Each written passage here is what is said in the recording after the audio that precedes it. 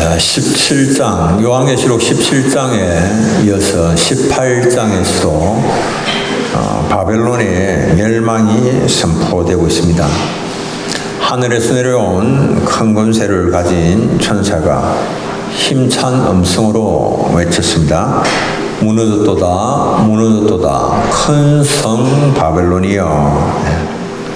17장에서는 바벨론의 멸망을 종교적, 정치적 측면에서 또 설명을 했고, 18장에서는 바벨론의 멸망을 상업적 측면에서 또 선언을 하고 있습니다. 우리가 이제 복음주의적인 그런 관점에서 보면 바벨론은 요한 당시에, 사도 요한 당시 로마나 자기 관영한 세상을 의미하거나 혹은 세속 문화의 중심지인 도시를 바벨론이 상징하는 것으로 봅니다. 바벨론은 외면적으로는 굉장히 화려하고 그리고 매력적으로 보이지만은 극과는 달리 내면은 타락하고 부패하였습니다. 이 바벨론, 음녀입니다.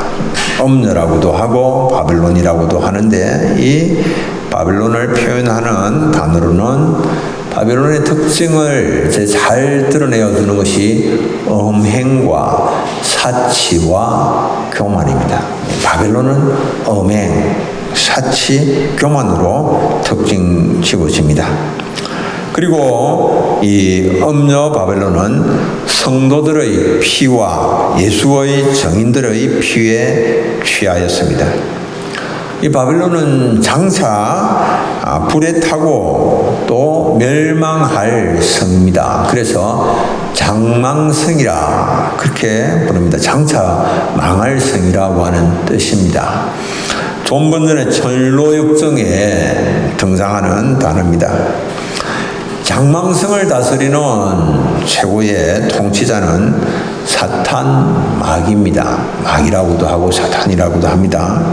그리고 사탄 마귀는 자신의 쫄개인 귀신들, 악령들을 시켜서 사람들로 하여금 죄를 짓게 하고 우상 숭배를 하게 합니다. 그래서 성경은 계속적으로 우리에게 말씀하시는 것이 우리의 싸움은 혈과 육을 상대하는 것이 아니다, 이렇게 말씀을 합니다. 바빌론의 통치 세력과의 싸움이죠. 우리 싸움은. 에베소서 6장 12절 함께 한번 읽겠습니다. 우리의 실험은 혈과 육을 상대하는 것이 아니요 통치자들과 권세들과 이 어둠의 세상 주관자들과 하늘에 있는 악의 영들을 상대함이라. 아멘. 우리 늘 항상 이걸 꼭 머리에 넣어 두어야 됩니다. 자꾸만 혈과 육, 우리의 가족, 친지, 성도들하고 자꾸 싸우려고 하면 안 됩니다.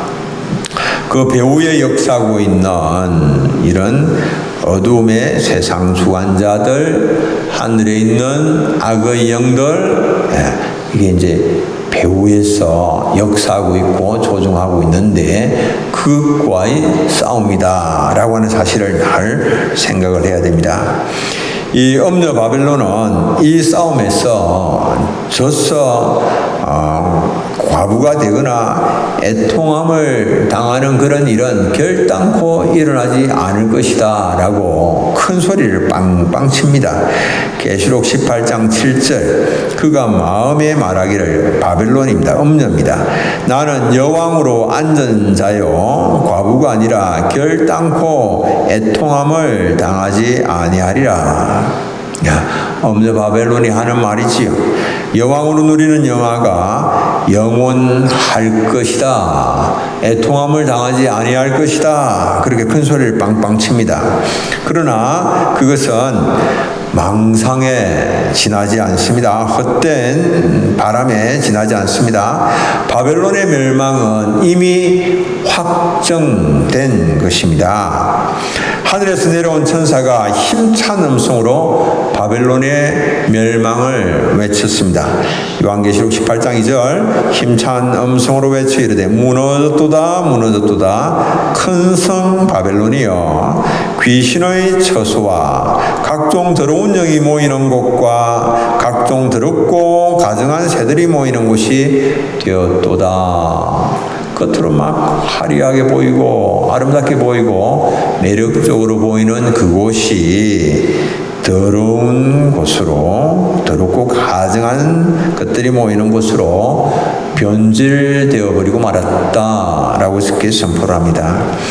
아직까지 바벨론이 멸망하지 아니하였음에도 불구하고 무너졌도다 무너졌도다 큰 성 바벨론이여 이미 멸망한 것처럼 그렇게 선포를 합니다. 이것은 멸망이 확정적이고 너무나도 분명하기 때문에 확실하기 때문에 장래에 일어날 것에 대하여서 이렇게 확실한 것을 이야기할 때 이렇게 표현을 합니다.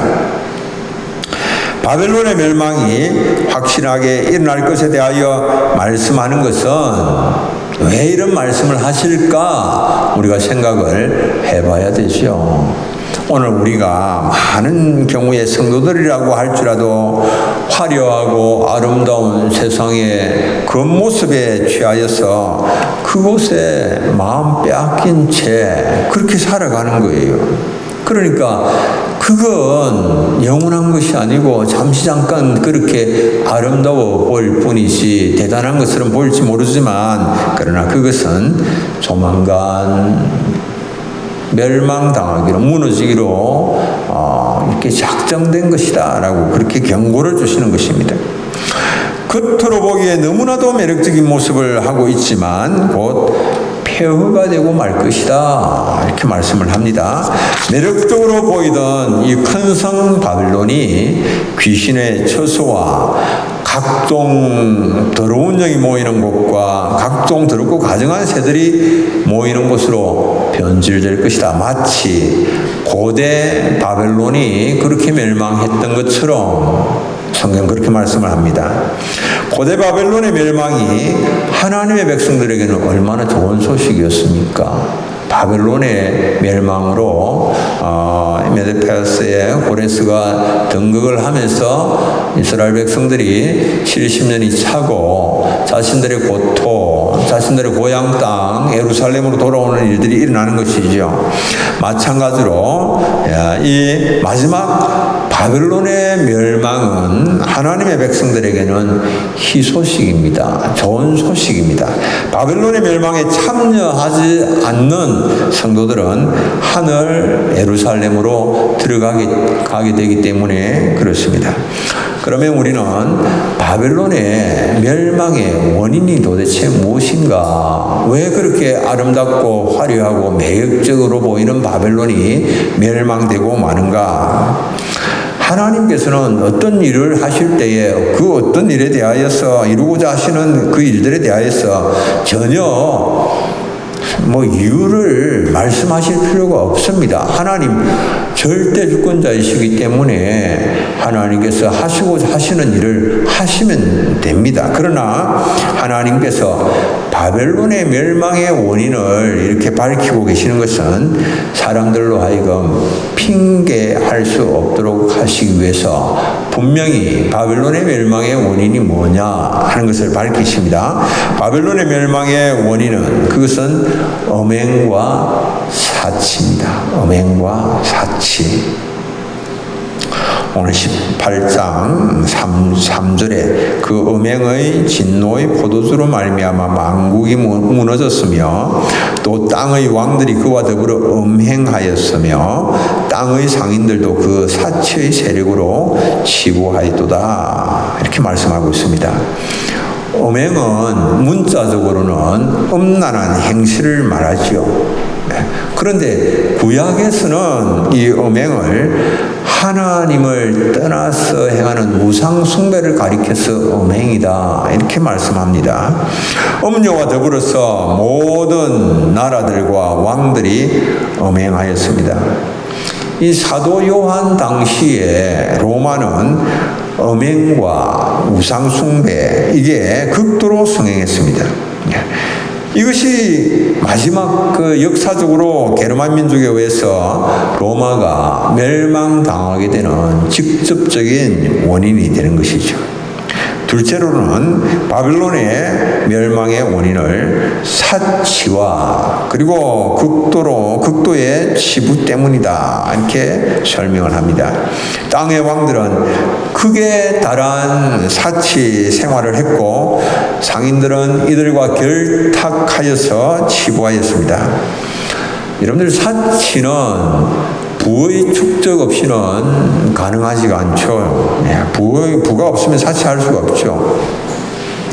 그런데 사치에 사용되는 그런 부들은 대개 착취로 이루어진 겁니다. 자기가 아주 열심히 일해서 번 그런 돈으로는 사치를 잘 하지 않죠. 부정부패나 착취로 얻은 그런 돈으로 주로 사치를 하는 일들이 많죠. 그러니까 이 사치의 기저에 깔려 있는 것은 생명, 병시, 그리고 물질 만능주의, 이런 사상이 깔려 있습니다.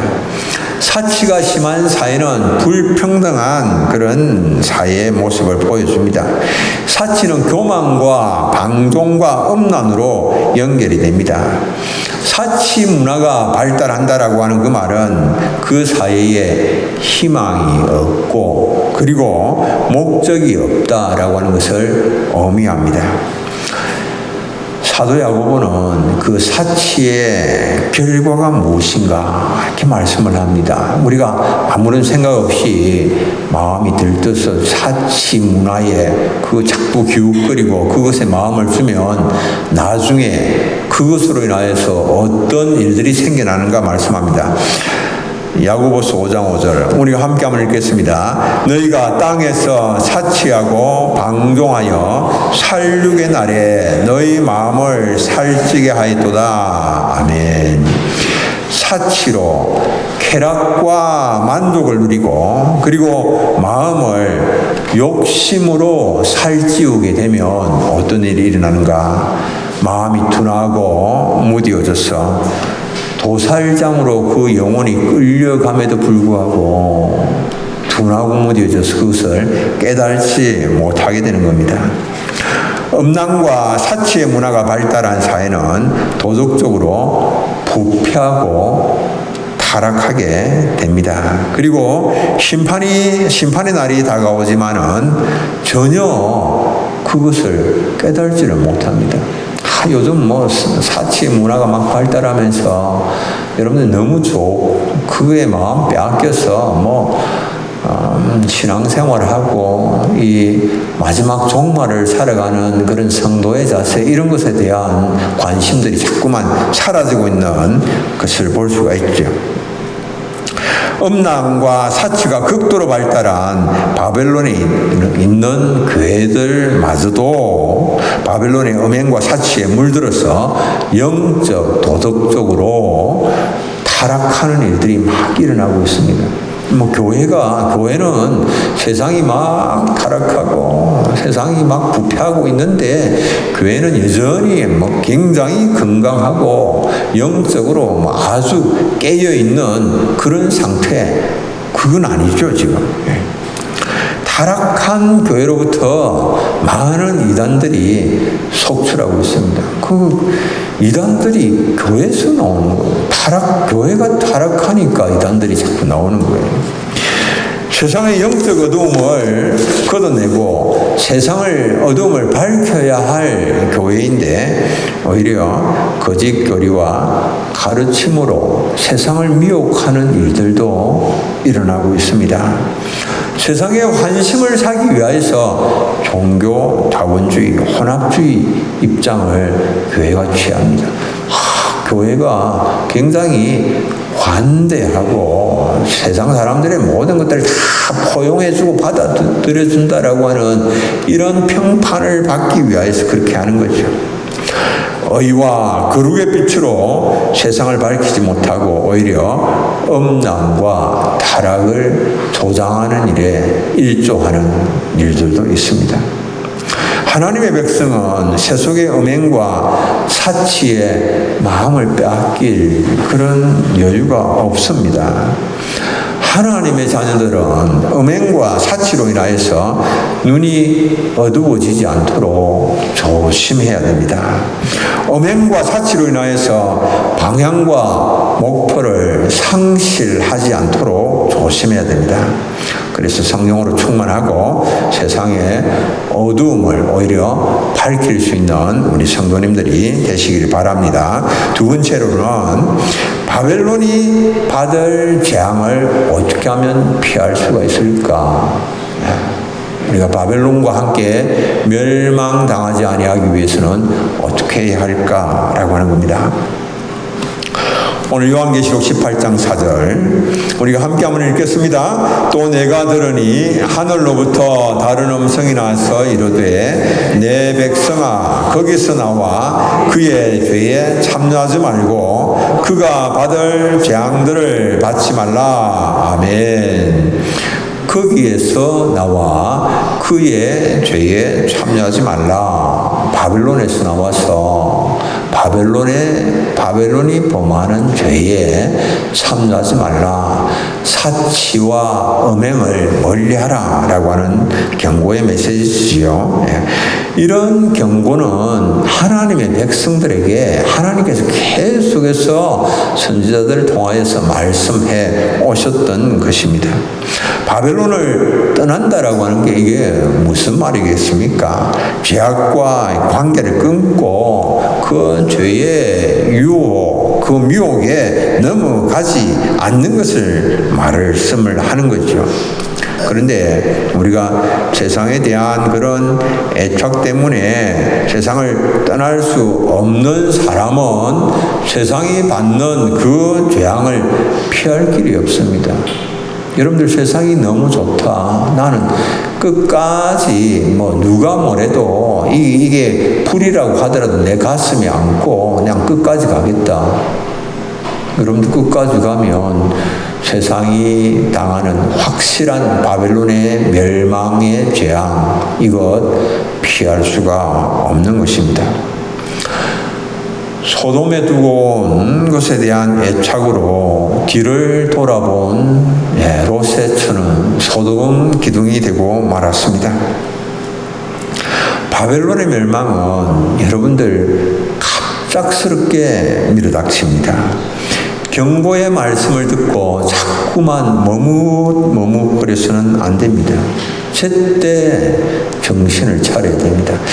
목사님 그때도 작년에도 이런 경고했는데 올해도 또 이런 경고하고 천천히 그냥 내가 알아서 좀 즐길 것 좀 즐기고 그 다음에 하겠다. 곤란합니다. 그러면. 나는 여왕으로 앉은 자요 과부가 아니라 결단코 애통함을 당하지 아니하리라. 바벨론이 그렇게 말하거든요. 그건 거짓말이거든요. 그 거짓에 속으면 순식간에 훅 갑니다. 멸망의 구름텅이에 빠지게 됩니다.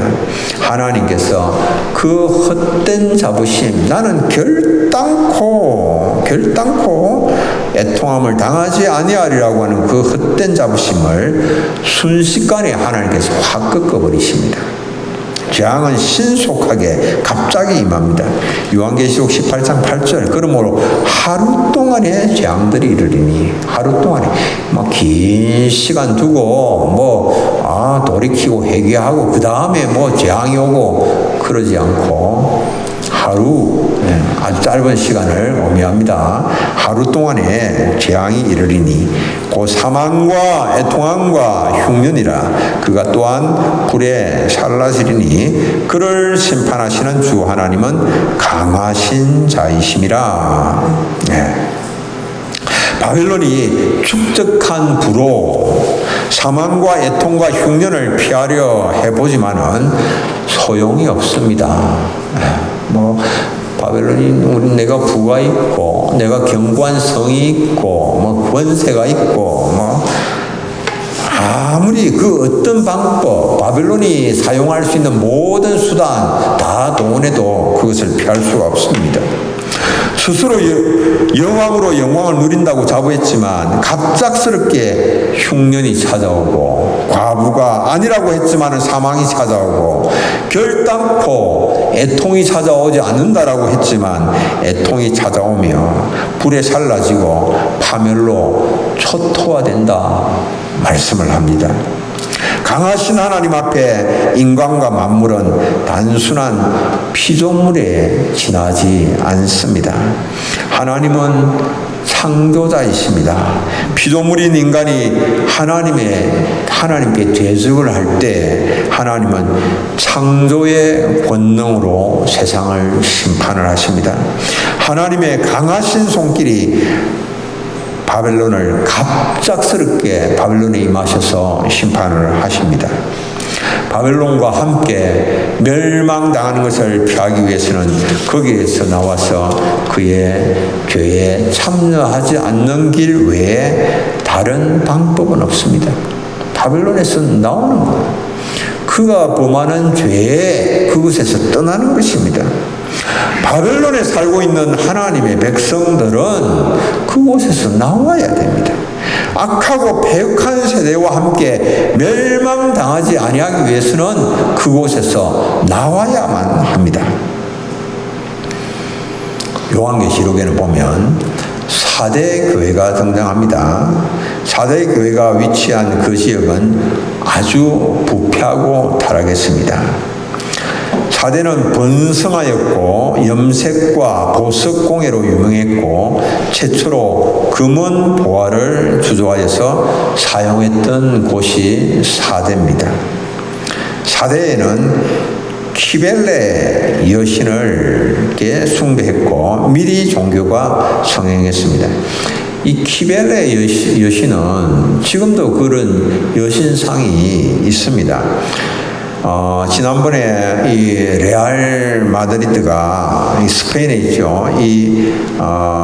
이렇게 유럽 챔피언스 리그에서 우승했을 때에 시벨레스 광장에 있는 이 키벨레 여신의 동상에다가 자신들의 이렇게 구단 깃발을 그 동상의 목에 감아주면서 우승의 기쁨을 만끽을 하기도 했는데요. 이 키벨레 여신, 이 당시 키벨레 여신에 대한 미리 종교가 성행을 했습니다.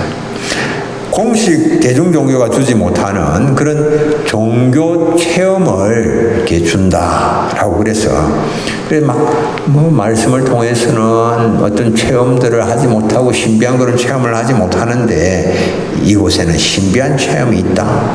그래서 이 4대 지역에 있는 많은 기독교인들이 이 우상을, 키벨레 우상을 섬기는 그것에 빠져들어갔습니다. 그러나 그럼에도 불구하고 그곳에는 여전히 그곳에도 흰옷을 입고 주님과 동행하는 사람들이 있었죠. 요한계시록 3장 4절로 5절. 그러나 4대에 그 옷을 더럽히지 아니한 자 몇 명이 내게 있어 흰옷을 입고 나와 함께 다니리니 그들은 합당한 자인 영구라. 이기는 자는 이와 같이 흰옷을 입을 것이요 내가 그 이름을 생명책에서 결코 지우지 아니하고 그 이름을 내 아버지 앞과 그의 천사들 앞에서 시인하리라. 예. 4대에서 이렇게 키벨레 우상을 섬기고 이렇게 막 종교적인 그 체험을 위하여서 막 이렇게 빠져들어가는 그런 때에 그 부패한 그 지역에서도 여전히 그 악한 일에 빠지지 아니하고 우상 숭배에 빠지지 아니하는 사람들이 있었다라고 하는 겁니다. 그들의 죄에 참여하지 않는 사람들이 있었다라고 하는 겁니다. 오늘 우리가 비록 죄악된 세상에 살고 있다고 할지라도 죄와 세상이 다 그러하니까 시대가 다 그러하니까 그렇게 핑계대면서 이 시대 문화가 흐름이 그러니까 어찌할 수 없다라고 말하는 것이 아니라 그 세상의 죄악된 것들과 관계를 끊고 그 죄의 유혹을 극복하고 이겨내는 것, 그것을 주님께서 말씀을 하시는 거죠.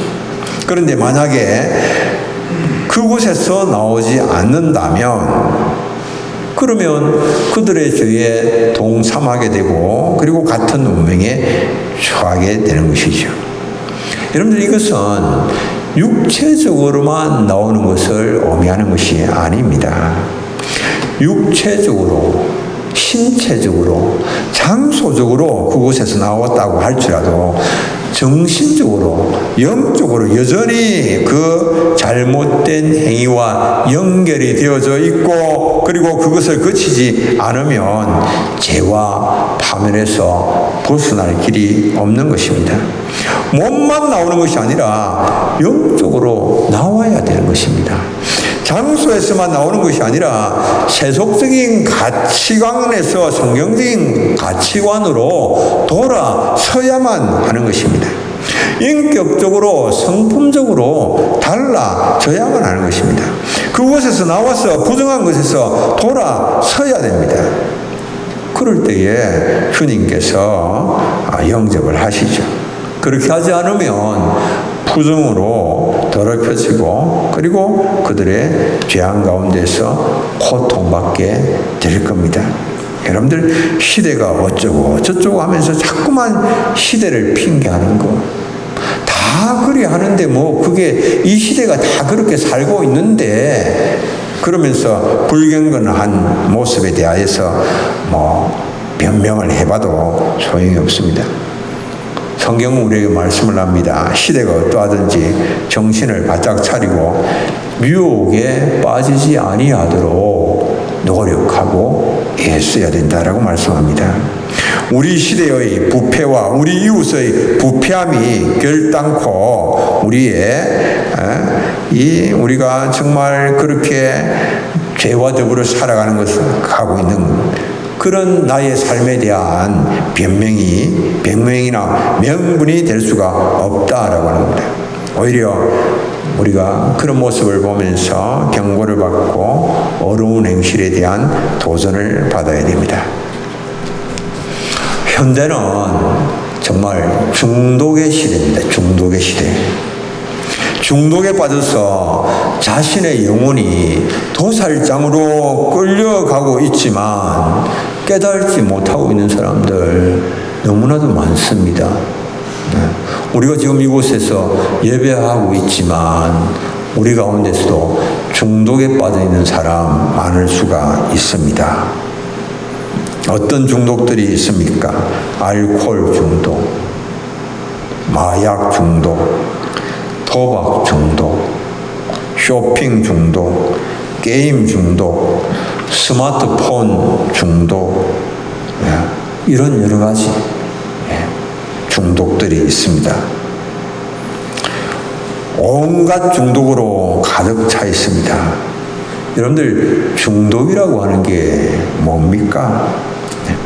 인간적인 욕구 충족에 좌절한 사람이 대리만족에 강박적으로 의존하는 그런 병리적 현상을 중독이라 그렇게 말합니다.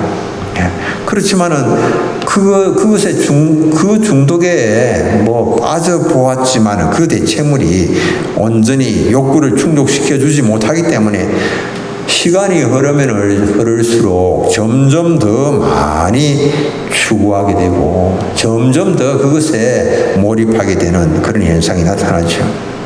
그래서 대리만족이 더 이상 공급되지 않는다면 갈수록 더 많고 더 센 것을 자기가 요구를 하지만 얻을 수 없게 되질 때는 금단 증상이 나타납니다. 두통, 불면 이런 것들이 나타납니다. 환각 증세도 나타나고 손떨림도 나타나고 다양한 것들이 나타납니다. 우리 시대가 코로나 팬데믹을 거치면서 중독에 빠지는 사람들이 많이 늘어났습니다. 음란물 중독에 빠지는 사람들도 많이 늘어났습니다. 실내 생활이 길어지고 이래서 막 우울감들이 막 커져서 중독에 빠지는 사람들이 많아졌습니다. 그런데 이런 것에 빠지게 되면 부작용이 발생합니다. 중독에 빠지면, 음란물에 중독 빠지면, 음행에 중독에 빠지면 부작용이 발생합니다. 건강에 각종 부작용이 일어납니다. 기억력이 떨어집니다. 뇌에서 계산, 기억 등을 관장하는 대뇌 피질이 쪼그라들면서 기억력이 떨어집니다. 음란물에 중독되면 충동을 억제하는 전전두엽 능력이 떨어져서 충동성이 커집니다. 충동적으로 행동하게 됩니다.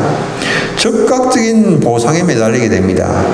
보상이 바로 주어지지 아니하는 학업이라든지 업무에는 그게 마음이 별로 안 가는, 즉각적으로 충동적으로 뭔가 보상이 주어지는 것에만 마음이 가는 겁니다.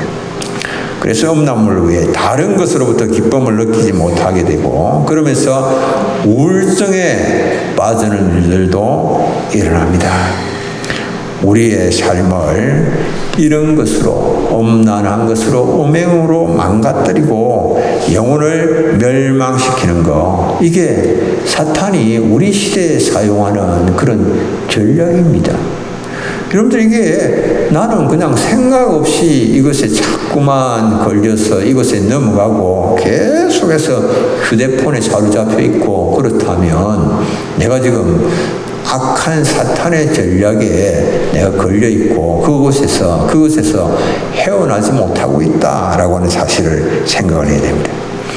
중독에서 벗어나기 위해서는 마음을 새롭게 하고 가치관을 바꾸는 것이 필요합니다.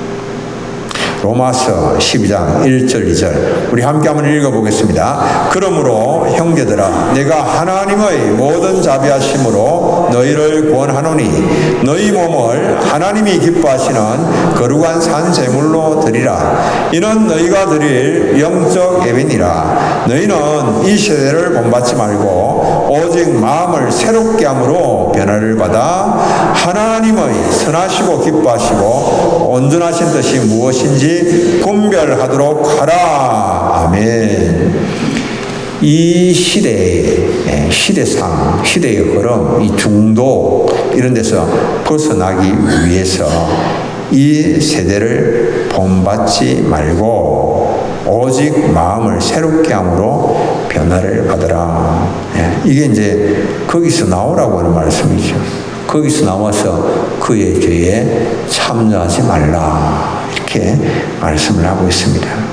이 세대, 여러분들이 세대가 참 좋다고 그냥 목이 이게 헐키가지고 쫄래쫄래 그냥 막 이 시대가 그러니까 나도 막 그렇게 살아야지 따라가면 안 되는 일입니다. 하나님의 백성들은 바벨론에서 나와야 됩니다. 하나님의 백성이 멸망당할 바벨론에 계속해서 머물러 있으면 안 됩니다. 예수 그리스도의 신부는 사치와 음행의 옷을 벗고 흰 세마포 예복을 입어야 됩니다. 탐욕과 우상 숭배에 취하면 안 됩니다. 성령 하나님의 거룩한 전으로 자신을 거룩하고 정결하게 해야 됩니다. 마지막 때에 하나님 나라의 백성답게 살아가시는 우리 사랑하는 성도님들 다 되시기를 축복합니다. 우리 찬송 한 장 부르겠습니다. 420장으로 찬송합니다.